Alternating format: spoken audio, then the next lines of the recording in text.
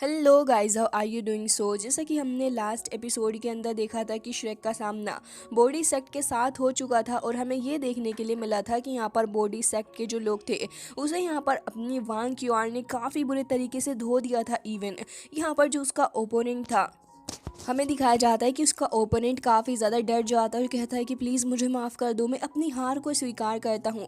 अगर इस मोमेंट पे ये चीज़ ना करता तो आई एम श्योर कि वांग क्यूआर उसके दोनों हाथ ही तोड़ डालती।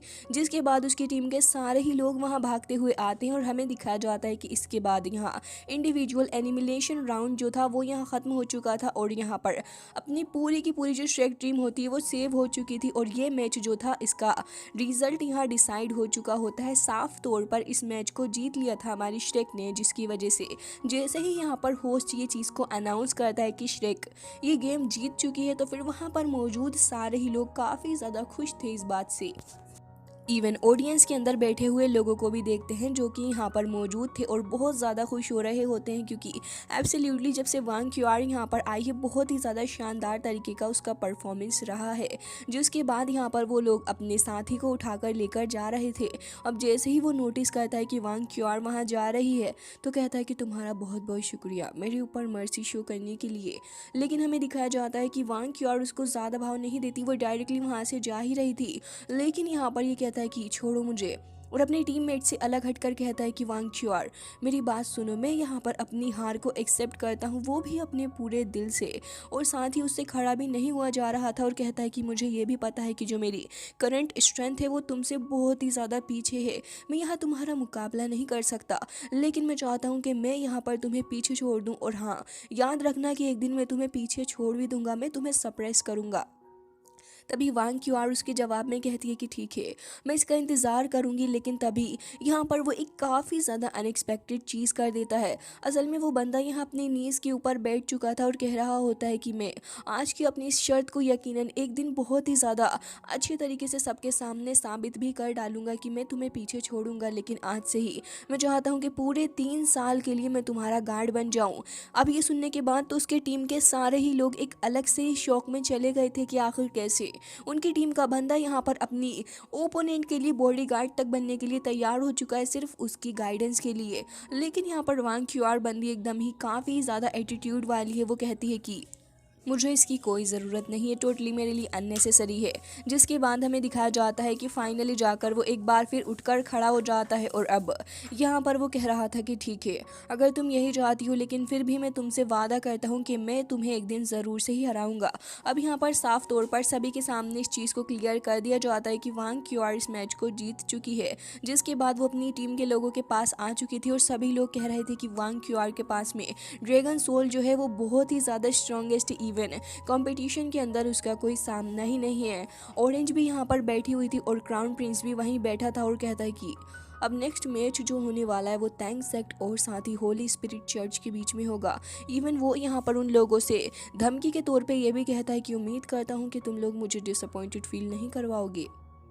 ये सुनकर यहाँ पर होली स्पिरिट चर्च का जो लीडर था वो कहता है कि ऑफ कोर्स हम लोग यहाँ पर आपको कभी भी इतना ज़्यादा बुरा फील नहीं करवाने वाले। और साथ ही यहाँ पर ये चीज़ देखने के बाद वो एल्डर होंग चैन की तरफ भी देखता है, क्योंकि एल्डर होंग चैन ने यहाँ पर कहीं ना कहीं अपने क्राउन प्रिंस को काफ़ी ज़्यादा डिसरिस्पेक्ट किया है, क्योंकि ये लोग मैच में हार चुके। जिसके बाद हमें दिखाया जाता है कि रेफरी वहां पर हुए थे और अब वो अनाउंस करते हैं कि अब यहाँ पर ये जो अपना नेक्स्ट गेम होने वाला है वो होली स्पिरिट सेक्ट के बीच में होगा और साथ ही यहाँ पर टैंक सेक्ट के बीच में हुआ है। जिसके साथ ही वो यहाँ पर टैंक सेक्ट को काफ़ी ज़्यादा इज्जत के साथ स्टेज पर बुलाते हैं, जबकि हमें दिखाया जाता है कि यहाँ पर बाकी सारे जो लोग थे वो भी यहाँ पर खड़े हुए होते हैं और सभी लोग डिस्कशन कर रहे होते हैं कि आखिर इस गेम को हमें किस तरीके से खेलना है। जिसके बाद यहाँ जांग फेंग को भी देखते हैं जो कि यहाँ खड़ा हुआ था और कह रहा होता है कि इंडिविजुअल राउंड के अंदर हमें काफ़ी अच्छा काम करना होगा, क्योंकि टैंक सेक्ट जो है ये लोग काफ़ी ज़्यादा अच्छा फाइट करते हैं। अब हमें दिखाया जाता है कि यहाँ पर फर्स्ट बैटल जो थी वो स्टार्ट हो चुकी होती है, जहाँ पर यहाँ पर अपने टैंक सेक्ट की तरफ से बेई बेई आया हुआ होता है, जबकि हमें दिखाया जाता है कि होली स्पिरिट की तरफ से लीजी वहाँ पर आया था और वो आते ही अपनी सोल रिंग्स को एक्टिवेट कर लेता है। जबकि हमें दिखाया जाता है कि बेई बेई भी यहाँ पर आ चुका और वो तुरंत ही अपनी सोल रिंग्स को एक्टिवेट करता है। जिसके बाद हमें पास्ट का सीन दिखाया जाता है, जैसे ही दोनों ही प्रिंसेस उस जगह से चली गई थी तो अब ये लोग डिस्कशन करने लगे थे कि हमारा इविल स्पिरिट चर्च के साथ में ये जो मैच होने वाला है वो कोई एक्स्ट्रा मैच नहीं होगा। इवन मुझे तो ये भी लगता है कि यहाँ पर इन लोगों ने आपस में कुछ ना कुछ खिचड़ी ज़रूर से ही बनाई होगी। वो ये भी कहती है कि हमें इंडिविजुअल गेम के ऊपर काफ़ी ज़्यादा फोकस करना होगा। सुशंसी भी यहाँ पर खड़ा हुआ था और सारे ही लोग यहाँ पर यही डिस्कशन कर रहे होते हैं कि होली स्पिरिट चर्च के जो लास्ट गेम रहे हैं उन्होंने अपने लास्ट गेम्स के अंदर अपने ओपोजिशन वाले बंदों को बहुत बुरे तरीके से पीटा है। इवन उन्होंने लोगों की जान तक ले ली है। जिसके बाद हुई भाव कहता है, सिस्टर आपने इसके बारे में बिल्कुल सही कहा। मुझे तो लगता है कि यहाँ पर हमें इंडिविजुअल राउंड के अंदर काफ़ी अच्छा परफॉर्म करके ज़्यादा से ज़्यादा पॉइंट्स को हासिल करना होगा। इवन हम इस मोमेंट पे किसी भी तरीके की कैजुअलिटी को यहाँ इन्वाइट नहीं कर सकते। तभी दिखाया जाता है कि बेई जो था वो यहाँ पर डिसाइड कर चुका होता है कि वो यहाँ आगे जाएगा और हमें देखने के लिए मिलता है कि वो कहता है कल का मैच हमारे लिए काफ़ी ज़्यादा इंपॉर्टेंट है, तो मैं चाहता हूँ कि कल मैं पहले जाऊँगा क्योंकि हमें यहाँ पर 3 पॉइंट्स तो पक्के करने ही होंगे अपने सेट के लिए। जिसके बाद प्रेजेंट का सीन दिखाया जाता है। यहाँ पर अपना बेई जो था वो स्टेज के ऊपर आते ही तुरंत ही अपनी ब्लू लाइटनिंग ड्रैगन को एक्टिवेट कर लेता है और हमें दिखाया जाता है कि यहाँ पर वो अपनी मार्शल सोल को एक्टिवेट कर चुका था, जबकि लीजी जो था वो भी यहाँ पर उसके सामने ही खड़ा हुआ होता है। आउट राउंड यहाँ पर शुरू हो चुका था। तभी हमें दिखाया जाता है कि यहाँ पर अपने जो स्टेक टीम थी इसका भी बंदा खड़ा हुआ था और कह रहा होता है कि ये जो होली स्पिरिट चर्च के लोग हैं बहुत ज़्यादा खतरनाक हैं। वो प्रीवियस बैटल्स को याद करता है जहाँ पर इनके टीम मेंबर्स ने एक ही बार से पूरे के पूरे दूसरे सेट को तबाह कर दिया था। और तभी यहाँ पर उसकी बंदी भी खड़े होकर यही कह रही होती है। इवन ये सभी यही कहने लगे होते हैं कि ये लोग बहुत ज़्यादा खतरनाक है। इवन जब ये लोग किसी के ऊपर अटैक करते हैं तो वो बंदा तो दोबारा आता भी नहीं इनके साथ फाइट करने के लिए। वांग च्युआर भी वहीं खड़ी हुई थी और उसकी टीम के सारे ही लोग काफ़ी ज़्यादा सीरियसनेस के साथ इस गेम को देख रहे थे। तो हमें दिखाया जाता है कि तियान लोंग भी वहीं पर खड़ा था और कहता है कि मैंने सुना है कि इनकी टीम के पास में यहाँ पर एक blue lightning tyrannosaurus racks spirit है और यहाँ पर अगर ये उसका स्पिरिट का इस्तेमाल करता है तो आई होप कि अच्छा खेल पाएगा। जबकि हमें दिखाया जाता है कि एरिना के अंदर मैच शुरू हो चुका था जहाँ पर अपना बेई अपने ब्लू लाइटनिंग ड्रैगन का यूज़ करना शुरू करता है। वो अपनी लाइटनिंग स्पीड का यूज़ करते हुए हमला करने जा ही रहा था, लेकिन यहाँ लीजी जो था न जाने कैसे वो एक काफ़ी ज़्यादा ह्यूज टंग को अपने माउथ से बाहर निकालता है, जिसे देखकर बेई पहले तो थोड़ा शौक होता है लेकिन वो बहुत ही जल्दी खुद को संभाल भी लेता है और फिर इसके साथ वो यूज टू होने लगा था। अब सारे ही लोग यहाँ पर यही देख रहे थे कि आखिर किस तरीके की स्पिरिट का यूज़ कर रहा है, जबकि हमें दिखाया जाता है कि वो बंदा अपने आप को एक एनिमल की पोजीशन में लाके खुद को ट्रांसफॉर्म कर लेता है और देखने में बहुत ही ज़्यादा अजीब सा क्रीपी क्रिएचर लग रहा होता है। ऑडियंस में मौजूद लोग यही कह रहे थे कि आखिर किस तरीके का मोस्टर ये है। इवन लोगों को वॉमिट आ रही थी उसकी अगली चीज़ें देखकर। तभी यहाँ पर अपना हुआ कहता है कि ये एक ब्रेन ईटर है। जब यहाँ पर ये जो ब्रेन ईटर होते हैं वो एक काफ़ी ज़्यादा खतरनाक तरीके के क्रिएचर होते हैं। ये सामने वाले बंदे को अपनी टंग के थ्रू यहाँ अटैक करते हैं और उसके माइंड को यहाँ पर सक भी कर लेते हैं या फिर उसको इतने बुरे तरीके से उसके माइंड पे हमला करते हैं जिससे कि वो बंदा अपनी कॉन्शियसनेस को खो देता है या तो मारा ही जाता है डेफिनेटली।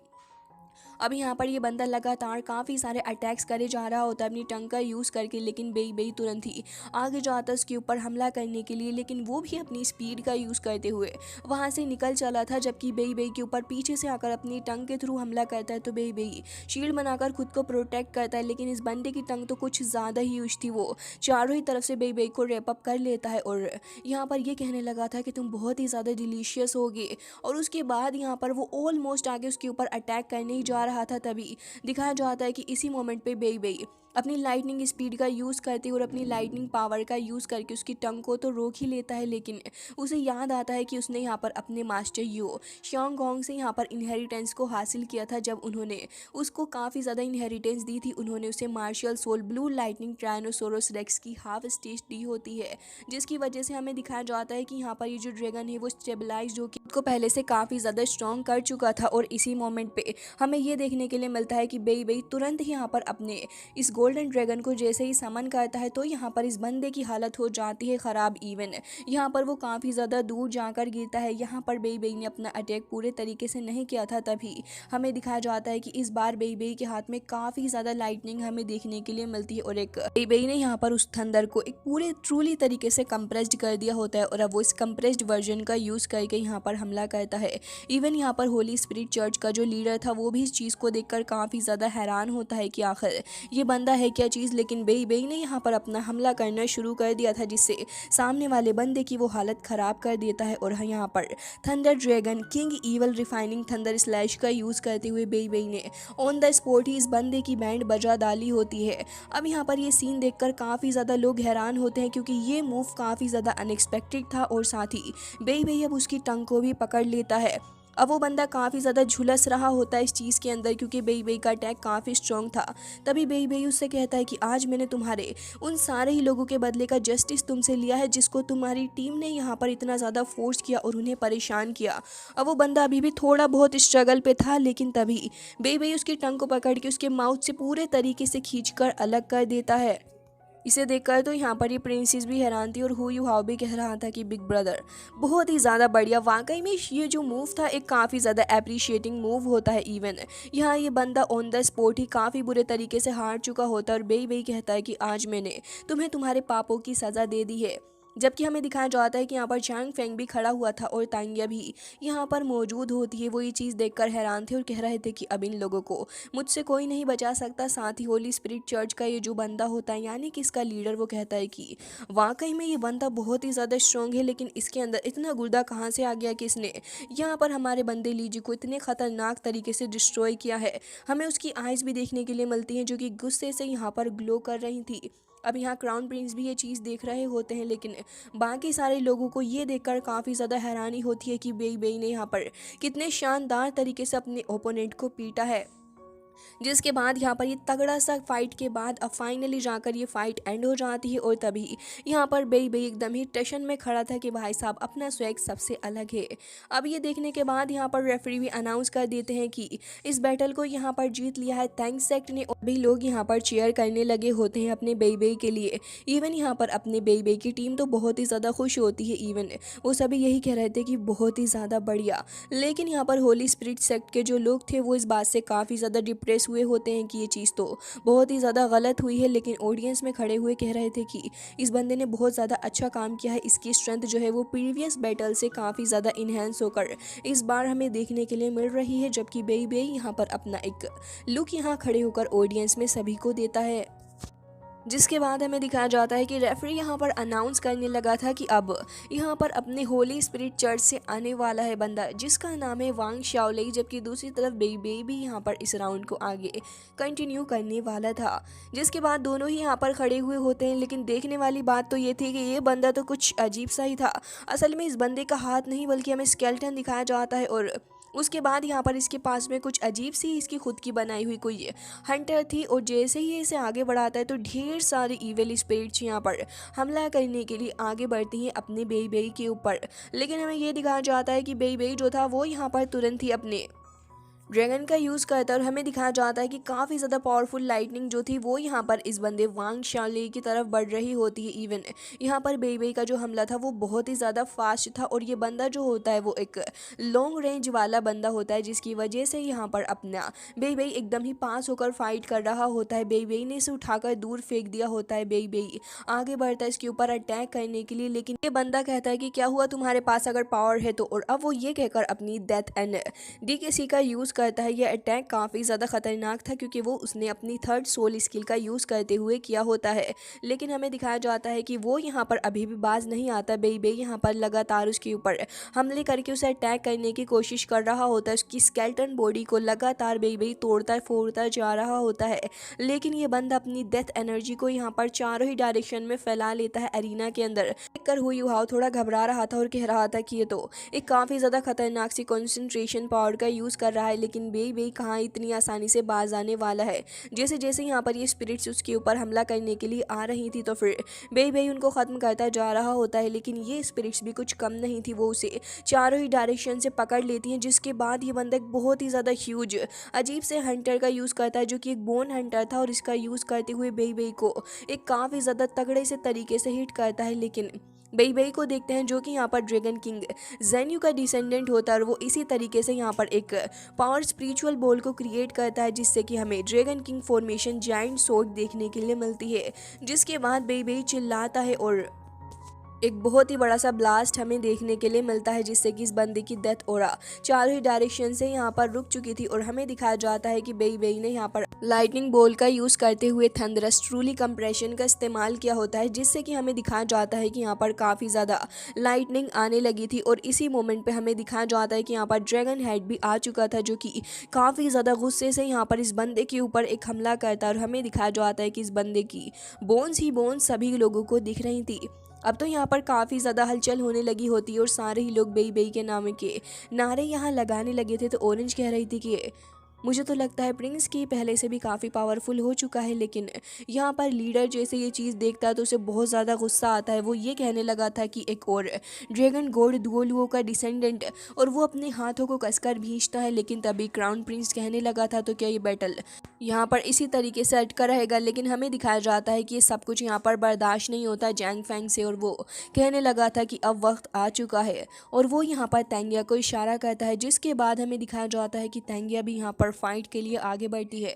लेकिन गाइस इससे पहले हमें एक बैकग्राउंड सीन दिखाया जाता है इस पूरी जगह का।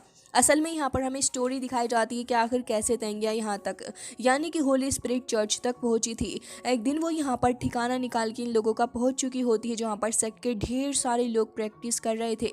लेकिन तेंगिया को बहुत ही ज़्यादा गुस्सा था। यहाँ पर एक बंदा प्रैक्टिस करवा रहा होता है इस जगह की डिसाइबल की, जबकि दूसरा आकर पूछता है कि ये लड़की तुम्हारी हिम्मत भी कैसे हुई इस जगह पर आने की।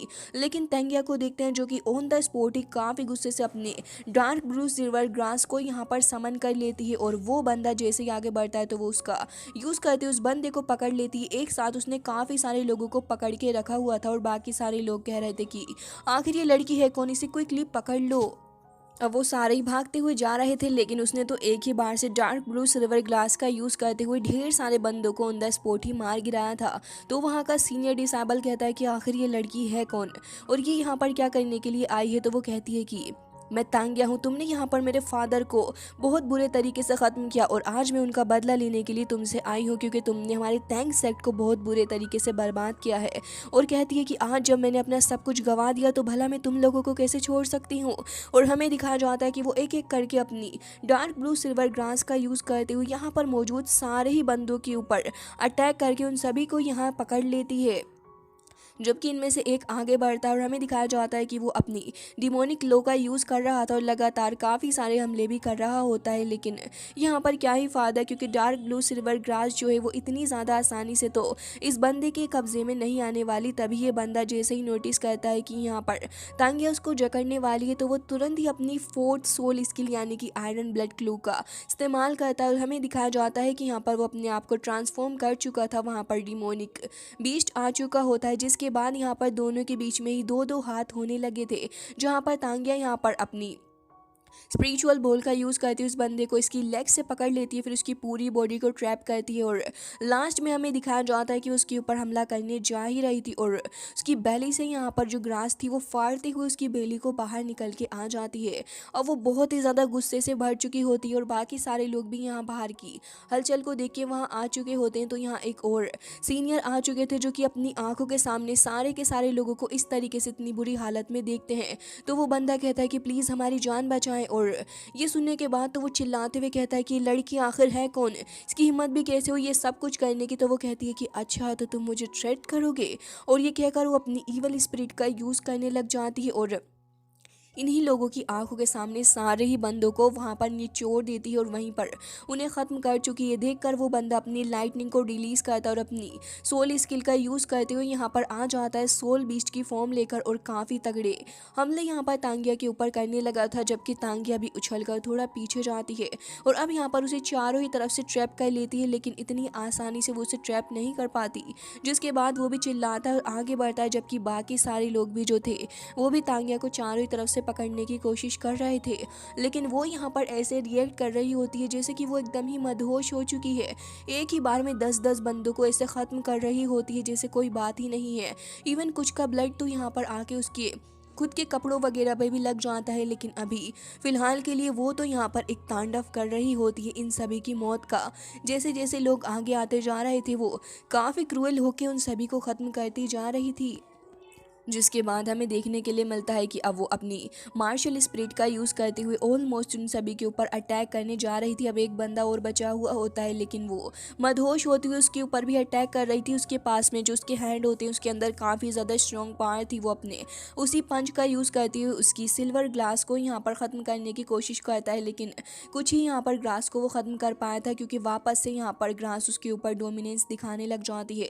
तांग्या उसे दूर फेंकती और यहाँ पर वो हंसने लगी थी, क्योंकि तभी ग्राउंड को फाड़ते हुए यहाँ पर ढेर सारी डार्क ब्लू सिल्वर ग्रास आ रही थी और हमें दिखाया जाता है कि वो बंदा यहाँ पर कुछ भी नहीं कर पाता, जबकि तांग्या यहाँ पर उसे काफ़ी बुरे तरीके से टॉर्चर करती और कह रही थी कि तुम्हें डरने की ज़रूरत नहीं है, मैं तुम्हें बहुत आसान मौत देने वाली हूँ, क्योंकि ऑलरेडी मैंने यहाँ पर तुम्हारे वाइटल पॉइंट्स को यहाँ पर पूरे तरीके से ख़त्म कर दिया है, तुम यहाँ कुछ भी नहीं कर सकते और अब बहुत ज़्यादा देर हो चुकी है कुछ करने के लिए भी। वो एक काफ़ी ज़्यादा बैडेस्ट तरीके से आगे बढ़ती हुई आ रही थी और कहती है कि आज तो तुम्हारा खेल ख़त्म। जिसके बाद वो उस बंदे को भी वहीं पर ख़त्म कर डालती है और वाकई में वो बहुत ही ज़्यादा गुस्से में थी। बाकी सारे लोग तो इसे देखकर डर ही जाते हैं और हमें दिखाया जाता है कि वो अपनी जान बचाकर वहाँ से भागने लगे थे, लेकिन अगेन वो एक काफ़ी ज़्यादा गुस्से वाला लुक उन सभी को देती है। इवन ये चीज़ें देखकर गूज बम्स आ रहे होते हैं कि आखिर वो किस तरीके से अपने सामने आने वाले हर एक बंदे को ख़त्म करती जा रही है, वो भी बिना रुके। जिसके बाद हमें दिखाया जाता है कि जो बंदे वहां से भाग रहे थे वो उनको भी पकड़ लेती और फिर एक एक करके उन सभी को खत्म करने जा रही थी। अब एक बंदा यहाँ से डोर के अंदर को होते हुए अंदर की तरफ चला गया था, लेकिन तांगिया उसको भी बाहर पकड़ के खींच लेती और हमें दिखाया जाता वो उसे भी खत्म कर चुकी थी। और फाइनली जाके यहाँ पर हमें देखने के लिए मिलता है कि डार्क ब्लू सिल्वर ग्रास जो थी वो हर एक जगह पर फैली हुई होती है। इवन हमें देखने के लिए मिलता है कि वो कहती है कि आज फाइनली जाकर मैंने अपना बदला ले ही लिया। उस आवाज़ में हमें ये सुनने के लिए मिलता है कि यहाँ पर एक बंदा था जो कि कह रहा था कि इतनी ज़्यादा खतरनाक डार्क ब्लू सिल्वर ग्रास, ये बहुत ही ज़्यादा खतरनाक है, तुम्हारे पास एक डार्क सोल पावर है, ये तो बहुत ही ज़्यादा रेयर है। ये तो वो चीज़ है जो कि मैं सर्च कर रहा था इतने सालों से और तुम अब मेरे सेक्ट की एक सेंट बनने के लिए रेडी हो जाओ, क्योंकि मैं तुम्हें काफ़ी वक्त से ढूंढ रहा था। एंड गाइस यहाँ पर इसके बाद ये सीन कट होता है और अब हमें प्रेजेंट का सीन दिखाया जाता है, जहाँ पर हमारी तांगिया जो थी वो यहाँ बेई बेई की तरफ आगे बढ़ रही होती है। बेई बेई तो यहाँ पर अपनी छाती चौड़ी करके खड़ा हुआ था, वो मुस्कुराकर उसकी तरफ देखता है, धीरे धीरे आगे भी बढ़ रहा था, जबकि तांगिया वो एकदम ही इमोशनलेस लग रही होती है पास्ट में। यहाँ पर बेई बेई कहता है कि तुम सभी फिक्र मत करो, मैं तांगिया को बहुत अच्छे से जानता हूँ और मुझे अपनी सेफ्टी का भी ख्याल है, मैं लास्ट टाइम की तरह केयरलेस नहीं होऊंगा। तभी हुयू हाउस को परमिशन तो दे देता है, लेकिन एक बार फिर से कहता है कि बिग ब्रदर अपना ध्यान रखिएगा। जबकि बेई बेई यहाँ पर काफ़ी खुश होते हुए आगे बढ़ रहा था तांगिया की तरफ को, जिसके बाद तांगिया उसके सामने आकर खड़ी हो जाती है। बेई बेई यहाँ पर उसे इंट्रोड्यूस करवाता है और कह रहा था कि तांगिया मैं बेई बेई, हमारा सेक्ट, हमारा तैंग सेक्ट, क्या तुम्हें कुछ याद है? तभी वो पास्ट की सारी बातें याद करने लग जाता है तांगिया को देखकर, लेकिन तांगिया यहाँ पर एकदम ही इमोशनलेस खड़ी हुई थी और वो कहती है कि तांगिया होली स्पिरिट चर्च। जिसके बाद वो तुरंत ही अपनी 7th सोल रिंग्स को एक्टिवेट कर लेती है। इसे देखकर तो सारे लोग डर चुके थे और कह रहे थे कि क्या ये पहले से भी ज़्यादा पावरफुल हो चुकी थी। एंड गाइस इसी के साथ आज का ये एपिसोड हो जाता है एंड आई होप कि आपको पसंद आया होगा। मिलते हैं नेक्स्ट वीडियो में, तब तक के लिए बाय बाय, टेक केयर।